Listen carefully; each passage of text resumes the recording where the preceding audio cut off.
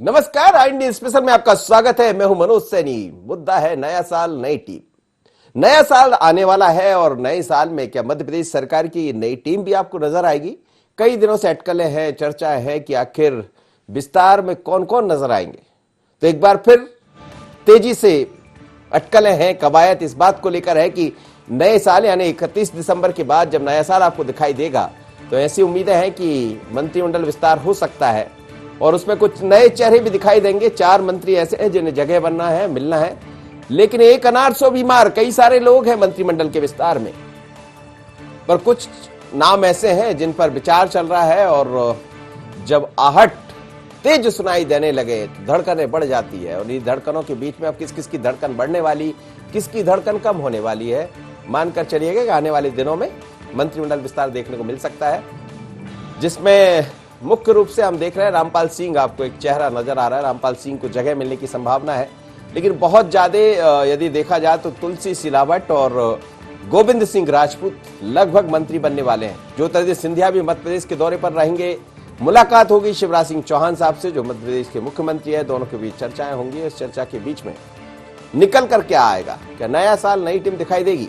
लेकिन इसको लेकर भारतीय जनता पार्टी का क्या कहना है, और जब नई टीम बनेगी तो कांग्रेस कहां चुप रहने वाली? कांग्रेस ने भी कुछ कहा है, वो भी सुन लीजिए।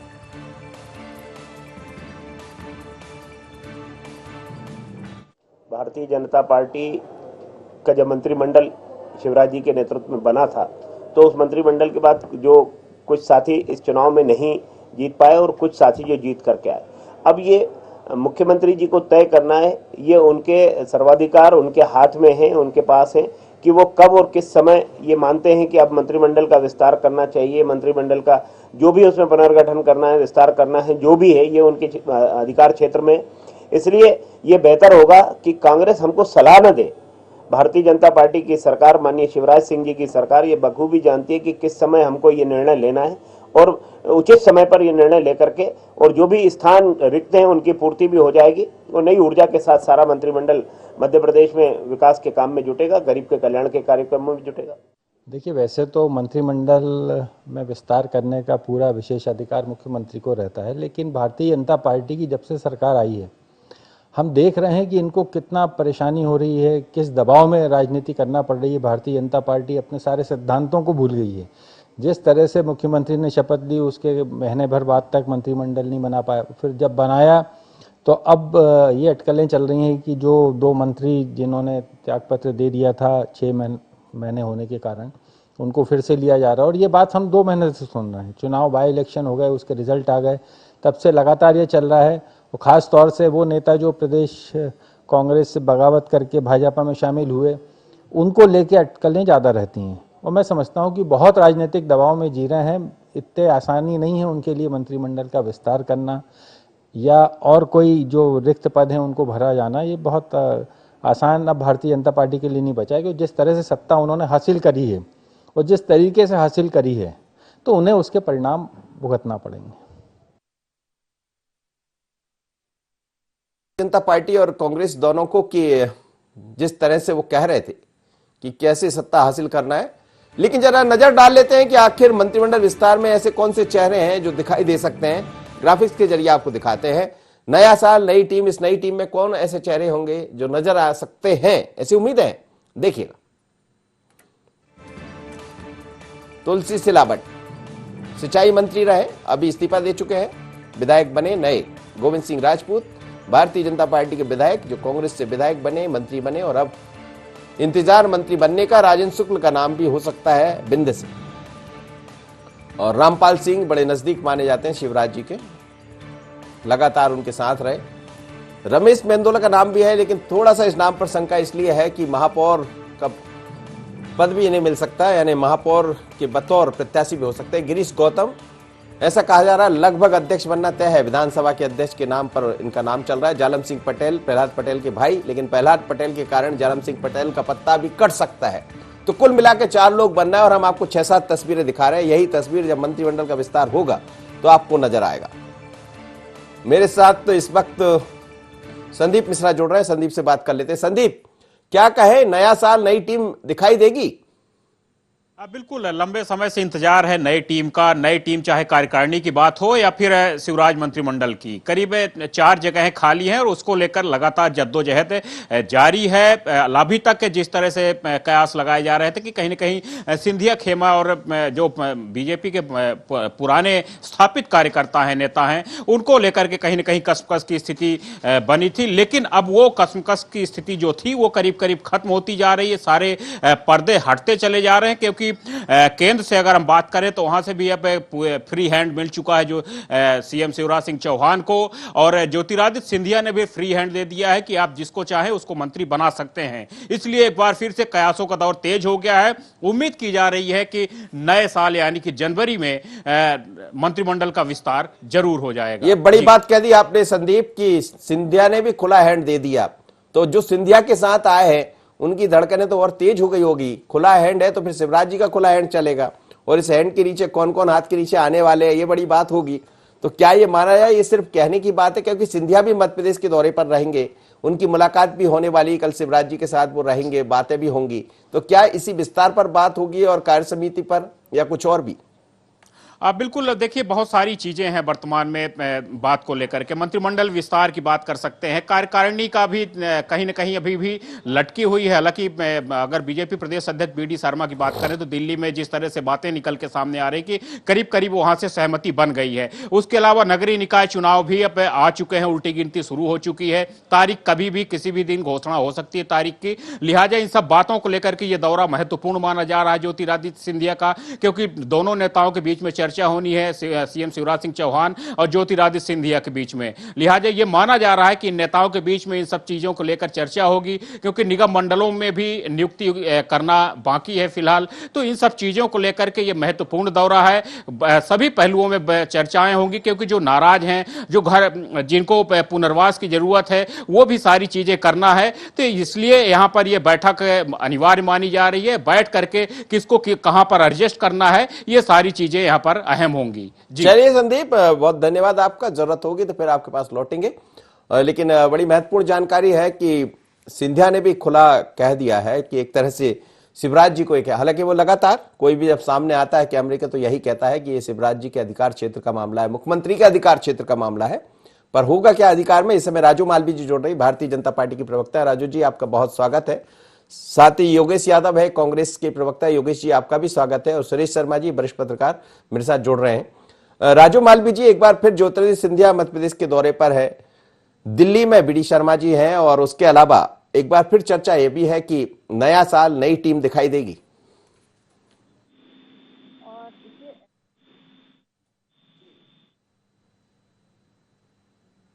चलिए राजू मालवीय जी से फिर एक बार बात करने का प्रयास करेंगे, उनके आवाज नहीं मिल पा रही है। और मेरे साथ इस वक्त सुरेश शर्मा जी हैं, उनसे बात कर लेते हैं। जी मेरी आवाज सुन पा रहे हैं आप सुरेश सर?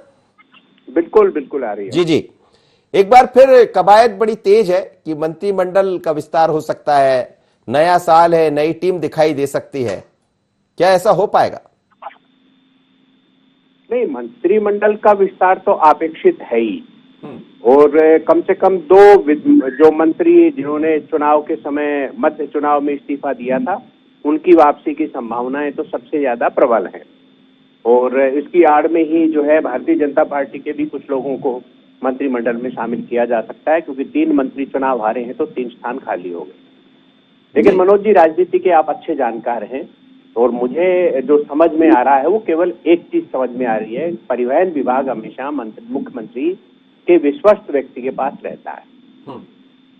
यहाँ मध्य प्रदेश में जो शिवराज मंत्रिमंडल विस्तार की पेंडिंग हो रहा है या विलंब जितनी भी हो रही है, वो केवल परिवहन विभाग को लेकर के हो रहा है, क्योंकि गोविंद राजपूत जी सिंधिया जी के व्यक्ति हैं, उनके पास अभी तक परिवहन विभाग था। और अब जो है, चूंकि भाजपा जो है, सारे ये सब भाजपा के लोग हो गए, और जो है बहुमत भी स्पष्ट आ गया। ऐसी स्थिति में मुख्यमंत्री जी अपने किसी प्रिय व्यक्ति के पास परिवहन विभाग रखेंगे, जिसके मायने हम राजनीतिक रूप से समझ सकते हैं। तो यदि ये सिंधिया जी ने पेज खोल दिया है तो मंत्रिमंडल का विस्तार जल्दी हो जाएगा। यदि नहीं खुला है तो फिर कहेंगे मलमास चल रहा है और हाईकमान से और लोगों की अनुमति लेना बाकी है, तो सारा इकट्ठा ही कर लेंगे, करके बहानेबाजी चलती रहेगी। लेकिन ऐसे में चर्चा होना भी चाहिए। सिंधिया भी आ रहे हैं मध्य प्रदेश के दौरे पर, स्वाभाविक है कि इन सब मुद्दों पर बात होगी। देखिए, राजनीति की बात तो स्वाभाविक होती है, अपने क्षेत्र के डेवलपमेंट की बात भी होती है, अपने लोगों को समाहित कराने की बात होती है। इधर जो है संगठन के निर्माण का भी प्रक्रिया चल रही है, तो कितने लोग जो है सिंधिया के जो भाजपा में हो गए हैं वो लोग जो है कार्य समिति में या अन्य पदों पर आएंगे करके, ये सारी बातें स्वाभाविक हैं, चर्चा हुई होगी। और बड़े नेता मिलते हैं तो वो केवल हंसने बोलने की बातें नहीं करते, वो सारे समीकरणों पर बातें करते हैं। दो दो लाइन में बात हो जाती है, मेरा अनुभव है इन सारी चीजों को देखने का। इसलिए मुझे लगता है कि ये सारी बातें निश्चित रूप से होंगी, लेकिन पेच निकलेगा, मंत्रिमंडल का विस्तार होगा। जी, बने रहिएगा आप मेरे साथ। राजू मालवी जी इस वक्त जुड़ गई है। राजू जी, स्वागत है आपका। आवाज नहीं मिल पा रही थी आपकी, अभी मेरी आवाज सुन पा रही हैं? बिल्कुल, मैं आपकी आवाज सुन पा रही हूँ। नया साल नई टीम क्या दिखाई देगी? क्योंकि सिंधिया जी भी मध्य प्रदेश पहुंच रहे हैं, बीडी शर्मा साहब दिल्ली में हैं, क्या कहेंगी? बहुत जल्दी कार्य समिति की भी घोषणा होगी और आप जानते हैं कि मंत्रिमंडल का विस्तार भी अभी शेष है, तो वो भी होगा। और स्वाभाविक रूप से आपने कहा कि नया साल नई टीम, तो चूंकि 2020 समाप्त होने की ओर है, 2021 का प्रारंभ होने जा रहा है, तो निश्चित रूप से नए वर्ष में आपको नई टीम तो दिखेगी। नई ऊर्जा के साथ नजर आएगी नई टीम, लेकिन कुछ लोगों की ऐसी भी चर्चा है कि ऊर्जा कम होने वाली है। नहीं, ऊर्जा किसी की कम नहीं होगी।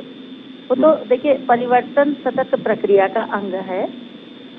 हमसे कभी बुजुर्गों ने हमको दायित्व दिया होगा, तब हम आगे बढ़े। तो इसीलिए जो हमारे वरिष्ठ लोग हैं, वो अगली टीम को जब अपना दायित्व आगे बढ़ाएंगे तो वो टीम आगे बढ़ेगी।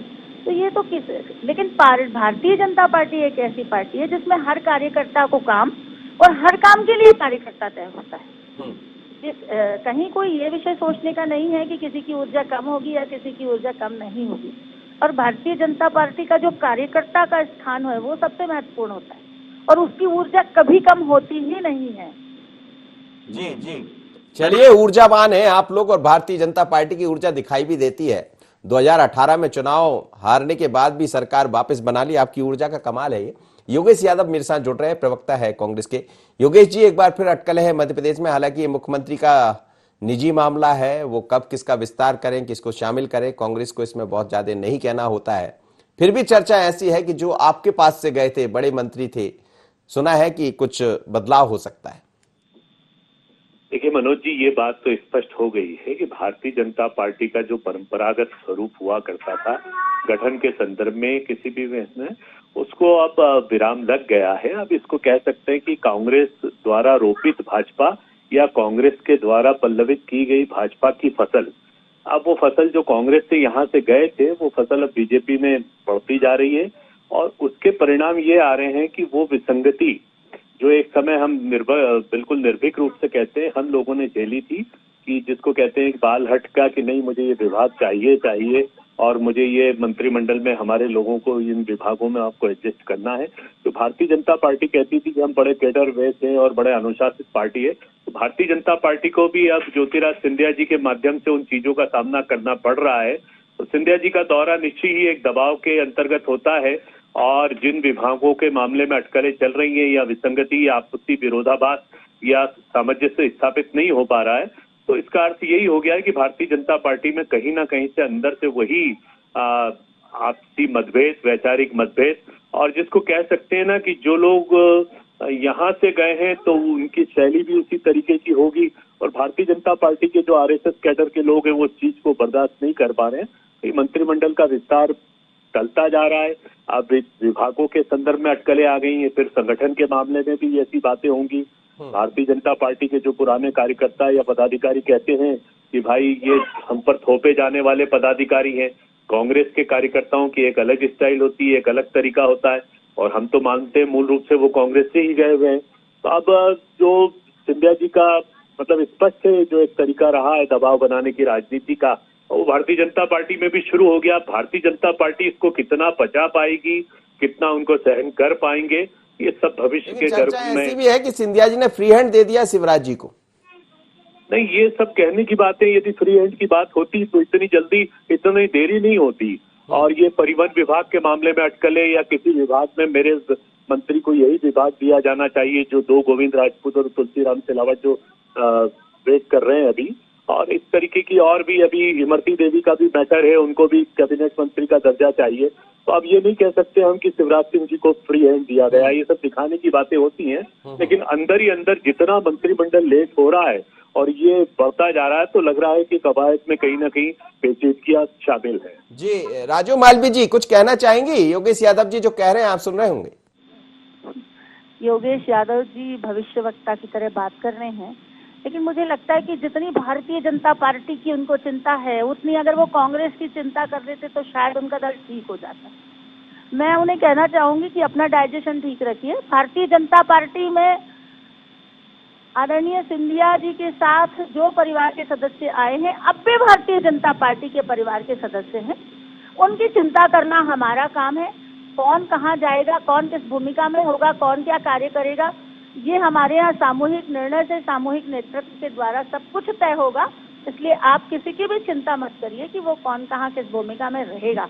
रही बात भारतीय जनता पार्टी में, चर्चा सभी विषय पर होती है और स्वाभाविक रूप से सरकार चलाने की जिम्मेदारी चूंकि आदरणीय मुख्यमंत्री जी के ऊपर है, तो निश्चित रूप से उनको अपनी टीम बनाने के लिए, कार्य विभाजन के लिए वो खुद निर्णय लेंगे। और इसके लिए फ्री हैंड देने का विषय नहीं होता, ये तो स्वघोषित है कि उन्हें अपनी टीम बनाना है। तो सरकार चलाने के लिए कौन बेहतर रूप से काम कर सकते हैं और कौन क्या काम कर सकते हैं अच्छे से, ये उन्हें ही निर्णय लेना है। तो इसमें कहीं कोई सोचने का विषय नहीं है कि इन्होंने फ्री हैंड दे दिया या उन्होंने फ्री हैंड दे दिया। जहाँ तक मैं जानती हूँ, आदरणीय ज्योतिरादित्य सिंधिया जी ने कभी भारतीय जनता पार्टी में कोई शर्त रखी ही नहीं है।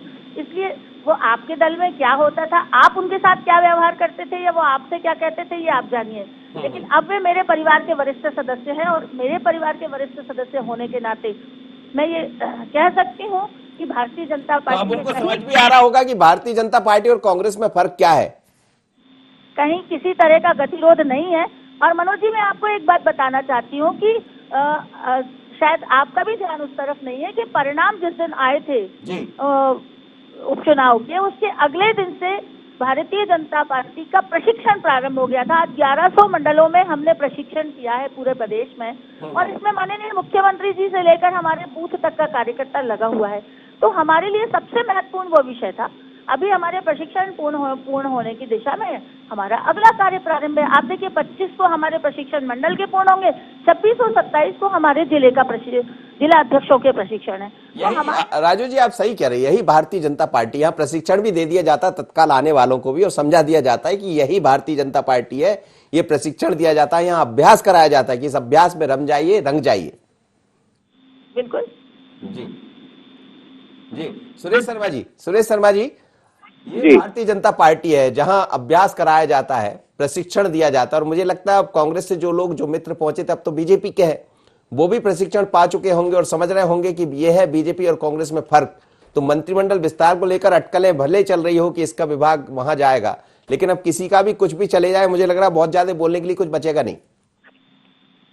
देखिए मनोज जी, एक सामान्य बात है कि हर नेता जो है वो अपने समर्थक के लिए भी बोलता है और अपने लिए भी बोलता है। यदि अपने समर्थक के लिए बोलने की प्रथा नहीं होती तो शिवराज जी को परिवहन विभाग क्यों चाहिए, या शिवराज जी के मिलने वाले लोगों को ही परिवहन विभाग क्यों दिया गया था।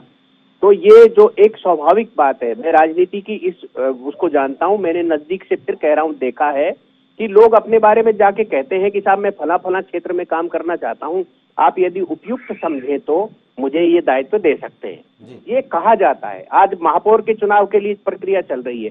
मैं अनेकों लोगों को, मित्रों को जानता हूं जिन्होंने फोन करके लोगों को ये कहना चालू कर दिया है कि हम भी उपयुक्त कैंडिडेट हैं, आप देख लीजिए, मुझे प्रदेश भर की जानकारियां मिल रही हैं। तो ये एक स्वाभाविक प्रक्रिया है कि राजनीति में काम करने वाला व्यक्ति वहां घंटे झंझा वो बजाने के लिए नहीं आया है, वो पद भी लेना चाहता है और पद के माध्यम से सेवा भी करना चाहता है। तो इसलिए ये सब कहते हैं। मैंने तो फिर कह रहा हूं कि मैंने तो ऐसे महत्वपूर्ण लोगों को देखा है जो कहते हैं बाहर निकल के कर कि पद से मेरा कोई लेना देना नहीं है, पद की मेरी कोई इच्छा नहीं है, और अंदर पद की बात करके आया है। तो लेकिन सर ये इस बीच में एक अनार 100 बीमार जैसी स्थितियां भी है। कई लोग लाइन में, और 4 मंत्री बनना जैसा आप भी कह रहे हैं, 2 तो तय है कि तुलसी सिलावट और गोविंद राजपूत बन जाएंगे, बाकी 2 कौन होंगे? नहीं, 3 तो हटे ही है, 3 तो हारे ही है ना। जी, इससे जी, पहले जी। भी 2 स्थान खाली हैं। और कुछ लोग मैं अभी भी एक बात मान करके चल रहा हूँ, शायद हमारा ध्यान नहीं गया है उधर, जी। जिन लोगों को चुनाव जिताने की राजनीति के निमित्त मंत्री बनाया गया था, क्योंकि कांग्रेस में तो 6 ही मंत्री थे ना, बाद में तो 14 बन गए वो। तो वो जो निमित्त बनाया गया था, वो निमित्त वालों में से कितने जाएंगे या बचेंगे, इस पर भी मंथन हो रहा होगा।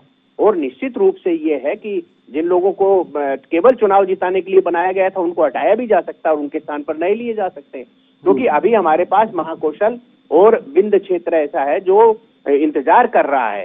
नहीं तो जो कांग्रेस की स्थिति बनी है वो भाजपा की बन सकती है। विंध्य वाले छोड़ के चले जाएंगे तो क्या करेंगे आप?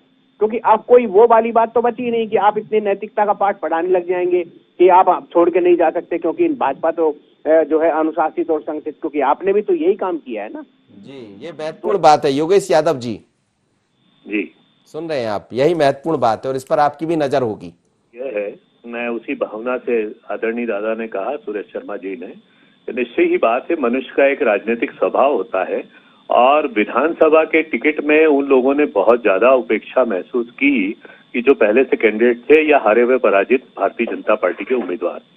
उस मामले में बहुत ज्यादा आपने देखा सिर्फ फुटबॉल भारतीय जनता पार्टी में हुई है।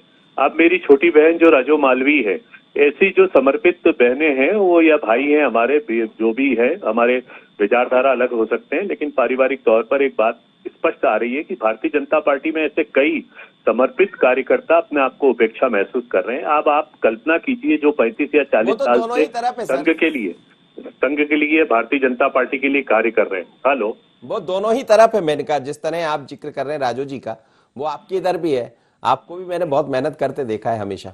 नहीं, हम ये कह रहे हैं कि अब राजो मालवी जी जैसी बहन को यदि उपेक्षा मिलेगी, संगठन पर भी वो लोग आ जाएंगे कि जिनका कोई योगदान ही भारतीय जनता पार्टी में नहीं रहा। अब वो कहेंगे भाई सिंधिया जी की लिस्ट है ये, अब सिंधिया जी की लिस्ट है तो भारतीय जनता पार्टी के लोग इसको कैसे पचा पाएंगे? यही तो महत्वपूर्ण बात है। और ये बात सामने आ रही है। इंदौर में आप देख लीजिए, इंदौर में वो नेता जिन्होंने अपना जीवन पूरा भारतीय जनता, जो छात्र राजनीति में हमारे साथ थे, एबीवीपी में जो हमारे सामने रहते थे, हम उस समय उस जमाने की बात कर रहे हैं, वो आज भी उपेक्षा के अंतर्गत है और सख्ती की ओर है। अब उनको भारतीय जनता पार्टी में नए पदाधिकारी मिलेंगे सिंधिया जी के समर्थक के रूप में। तो अब कहीं ना कहीं से एक जो मजबूत कार्यकर्ता होता है वो अपने आप को उपेक्षा तो महसूस करता है, भले ही मालवी बहन जी कुछ भी कहें, लेकिन अंदर से तो ये बात रहती है कि राजू जी, अब इस लोगों बात की में दम है क्या? जी, राजू मालवी जी, मैं योगेश भैया की बात से बिल्कुल सहमत नहीं हूँ। इस बात में कोई दम नहीं है।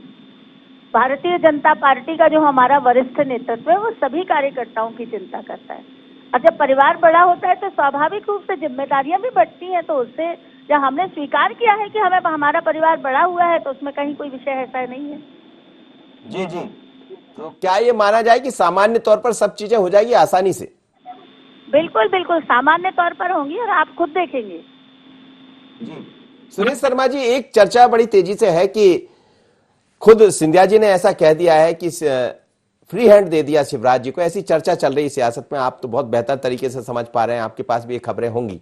क्या इसमें दम हो सकती? नहीं, ये जो फ्री हैंड शब्द है वो मैं अपने उसी बात से जोड़ना चाहता हूँ। फ्री हैंड का तात्पर्य ये है कि विभाग बंटवारे में जो पहले की हैं उसको आप बदल सकते हैं। तो इसलिए मेरा भी ये मानना है कि